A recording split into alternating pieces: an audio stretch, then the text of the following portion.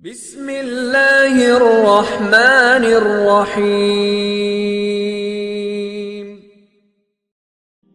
الحمدللہ والصلاة والسلام علی رسول اللہ، اما بعد، السلام علیکم ورحمۃ اللہ وبرکاتہ۔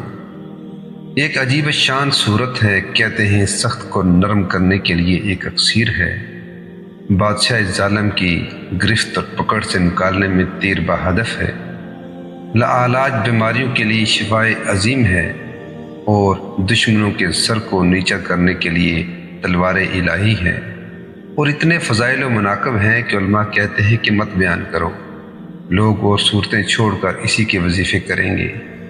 41 مرتبہ پڑھی جاتی ہے، اور پھر ہر کام اور مراد کے لیے ہر روز ایک دفعہ قبل الصباح یعنی سورج نکلنے سے پہلے یاقوت اور مرجان ہے، اور سورج نکلنے کے بعد جب چاہے پڑھنا جائز ہے، لیکن مرادیں پوری ہوتی ہیں قبل الصباح اور عند الصباح۔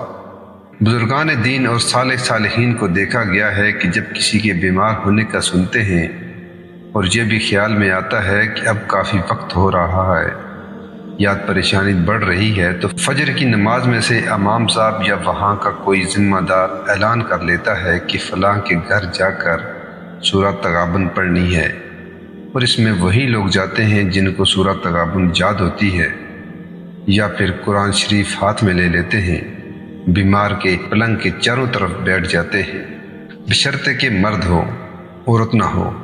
عورت ہو تو عورتیں کریں گی۔ ابو داؤد شریف کتاب الصلاۃ کی آخری حدیث ہے، اس کے بعد کتاب الزکوٰۃ شروع ہو رہی ہے، اور یہ ابو داؤد والے الفاظ ٹھیک ہیں، مجرب ہیں۔ حضرت ابو سعید خدری رضی اللہ تعالیٰ عنہ بیان کرتے ہیں، کسی شخص نے عرض کیا، اللہ کے رسول، غموں اور قرضوں نے مجھے گھیر رکھا ہے۔ آپ صلی اللہ علیہ وآلہ وسلم نے فرمایا، کیا میں تمہیں ایسا کلام نہ بتاؤں جب تم وہ کلام پڑھو تو اللہ تمہارے غم دور کر دے اور تیری طرف سے تیرا قرض ادا کر دے؟ اس نے عرض کیا، جی ہاں، کیوں نہیں، ضرور بتائیں۔ آپ صلی اللہ علیہ وآلہ وسلم نے فرمایا، صبح و شام یہ دعا پڑھا کرو، اللہم انی اعوذ بک من الہم والحزن واعوذ بک من العجز والکسل واعوذ بک من الجبن والبخل واعوذ بک من غلبۃ الدین وقہر الرجال۔ اے اللہ، میں فکر و غم سے تیری پناہ چاہتا ہوں، میں عجز و کاہلی سے تیری پناہ چاہتا ہوں، میں بخل و بزدلی سے تیری پناہ چاہتا ہوں، میں قرض کے زیادہ ہونے اور لوگوں کے غلبہ سے تیری پناہ چاہتا ہوں۔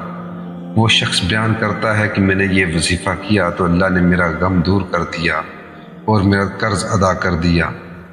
صبح و شام 10 مرتبہ پڑھو، زندگی بھر تمہارے پاس خزانوں کی آمد و رفت ہوگی انشاءاللہ، کبھی بھی تنگی کا منہ نہیں دیکھے گا۔ فجر کی نماز پڑھ کر سورہ شورى کی آیت نمبر 19، اللہ لطیف بعبادہ یرزق من یشاء وہو القوی العزیز، کبھی بھی ناغہ نہ کرنا، دائیں ہاتھ کے پوروں سے 70 مرتبہ پڑھنا، اللہ تعالیٰ تنگی کبھی نہیں دکھائے گا۔ سورج نکلنے کے بعد جب اچھی طرح شعاعیں پھیل جائیں، 4 رکعت پڑھو، پہلی میں والشمس، دوسری میں واللیل، تیسری میں والضحیٰ، چوتھی میں الم نشرح۔ انشاءاللہ تعالیٰ اللہ ہمیشہ ضرورت سے زیادہ عطا کرے گا۔ مغرب کی 2 سنتوں کے علاوہ 6 رکعت 2 کر کے پڑھو، اوابین۔ تمام مرادیں اور دعا اللہ قبول فرمائے گا۔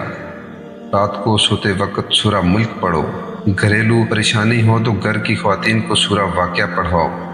بیماریوں کے لیے سورہ تغابن پڑھو۔ یہ سب خزائن اللہ نے ہمیں نصیب کیے ہیں، ہمیں ایک مخلوق کی چاپلوسی کی ضرورت ہی نہیں، ہمیں ایک مخلوق کی دینی رہنمائی کی ضرورت ہے۔ اللہ پاک ہمیں دین پر چلنے کی توفیق نصیب فرمائے، آمین ثم آمین۔